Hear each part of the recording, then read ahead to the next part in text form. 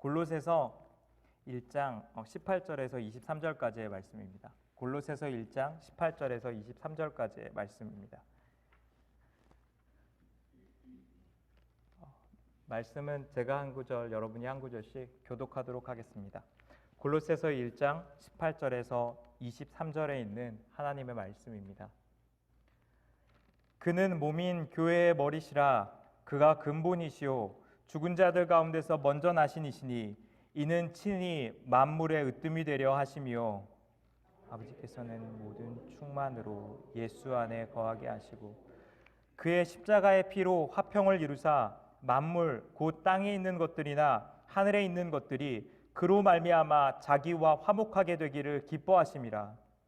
전에 악한 행실로 멀리 떠나 마음으로 원수가 되었던 너희를 이제는 그의 육체의 죽음으로 말미암아 화목하게 하사 너희를 거룩하고 흠없고 책망할 것이 없는 자로 그 앞에 세우고자 하셨으니 만일 너희가 꼴에 하고 터 위에 굳게 서서 너희 들은 바 복음의 소망에서 흔들리지 아니하면 그리하리라. 이 복음은 천하 만민에게 전파된 바요 나 바울은 이 복음의 일꾼이 되었노라. 아멘.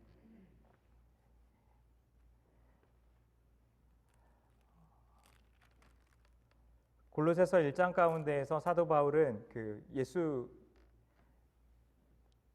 예수님이 어떠한 분이신지에 대해서 이야기합니다. 17절까지의 말씀을 통하여서 예수님이 창조주이시고 예수님으로 말미암아서 모든 만물이 났다는 것에 대하여서 이야기했었습니다.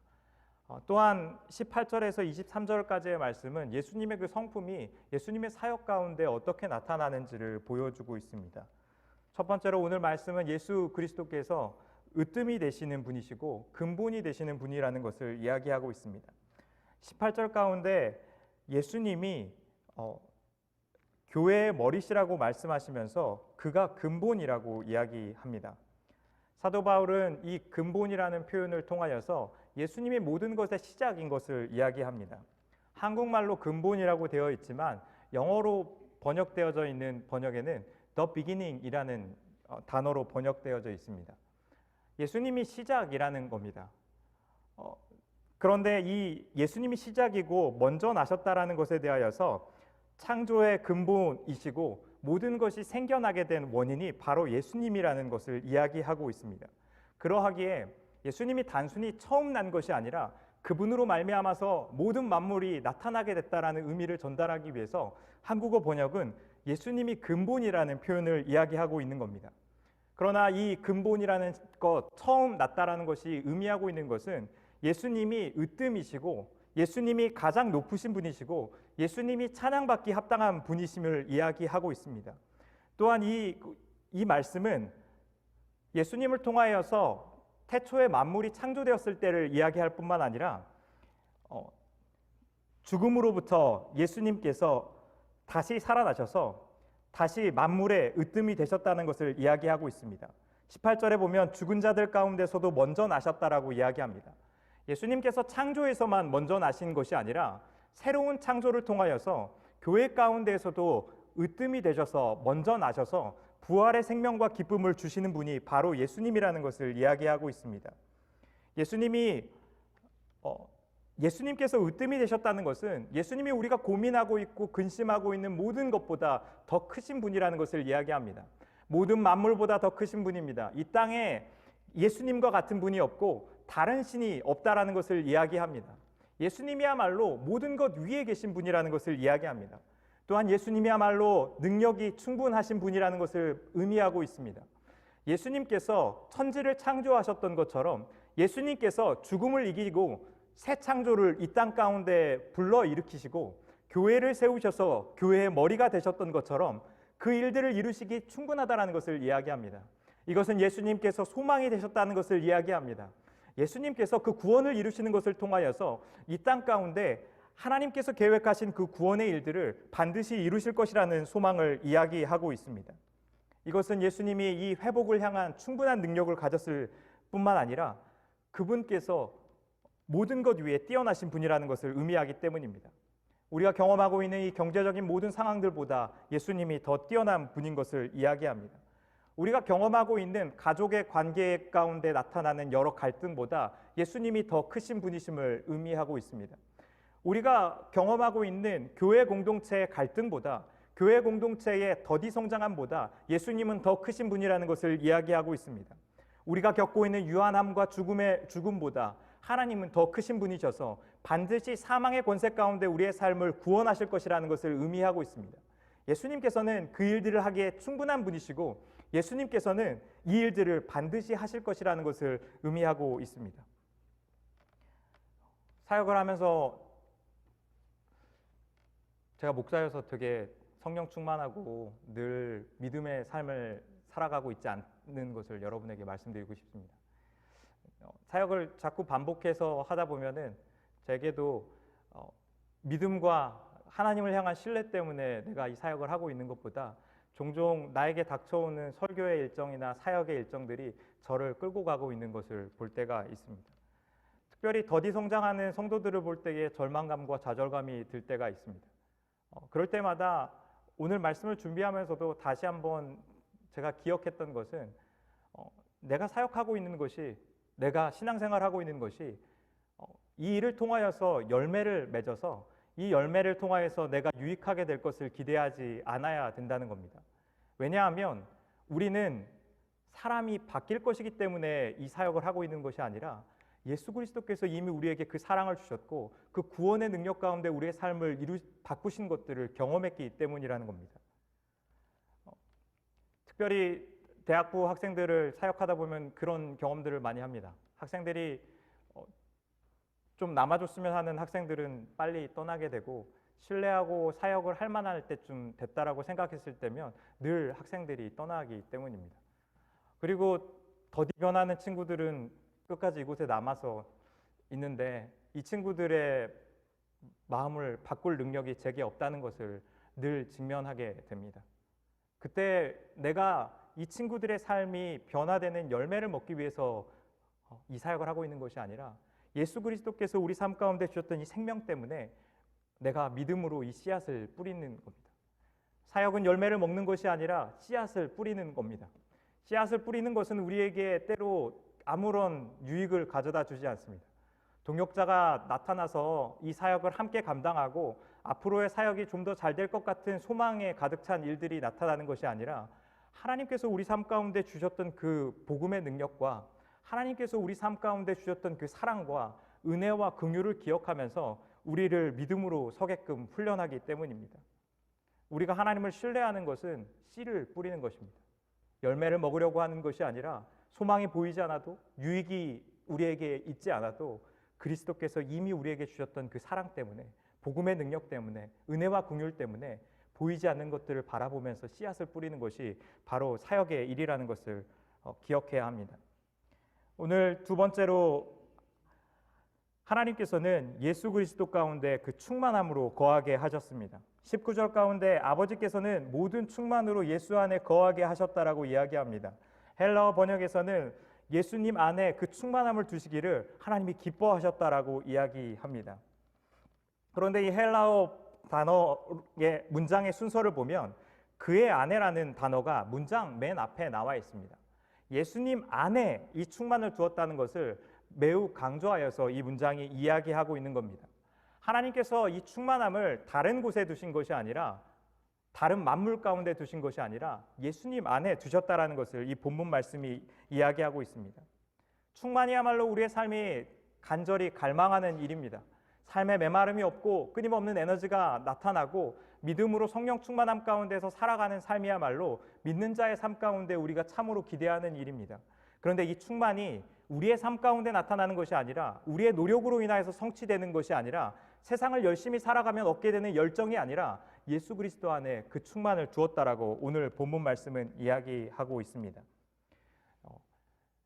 아내와 함께 한국 드라마를 종종 볼 때가 있는데 최근에 보고 있는 이 드라마의 제목이 나의 해방일지라는 드라마를 아내랑 보고 있습니다. 이 나의 해방일지라는 이 드라마에서 이 주인공은 경기도에 살면서 하루에 3시간에서 4시간을 왕복하면서 직장을 매일 출근해야 되는 삶을 살아갑니다. 또한 이 경기도민이라는 것은 보이지 않는 차별을 낳고 있습니다.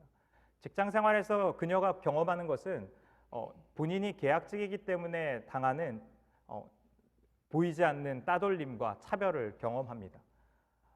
그곳 가운데 소외됨을 은근히 경험하고 있습니다. 그녀는 매우 실력이 뛰어남에도 불구하고 그녀의 직장 상사에게 구박을 당하는 사람입니다. 그녀의 직장 동료는 그녀를 매우 챙겨주는 것처럼 보이지만 사실은 그녀는 그곳 가운데 더 깊은 소외감을 느낍니다. 자신의 전 남자친구는 자신을 속여서 돈을 뜯어냈습니다. 집에 돌아가면 주말이 되면 직장 생활을 마치고 쉼이 있는 것이 아니라 집안에 있는 다른 농사일과 아버지의 일들을 돕기 위하여서 쉴 새 없이 일을 해야 했습니다.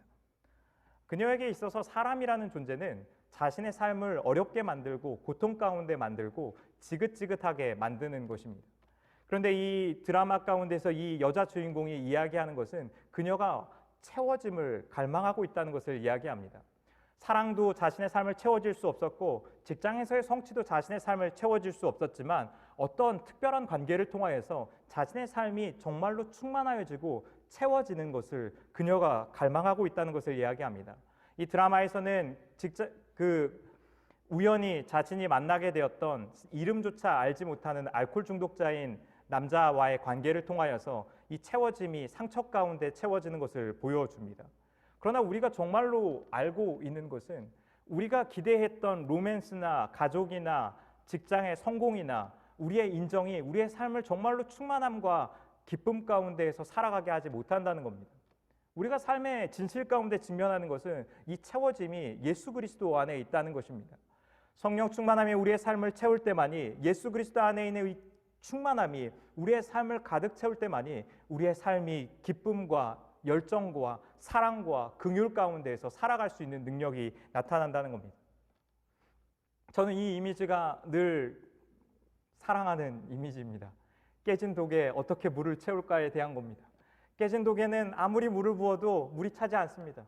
우리의 삶이 그와 같습니다. 우리의 노력과 우리의 계획과 우리의 생각으로 삶을 충만하게 하고 싶어서 오락을 쫓아서 가기도 하고 로맨스를 쫓아서 가고 성공과 인정을 쫓아서 살아가고 있지만 우리의 삶은 매번 비어버립니다.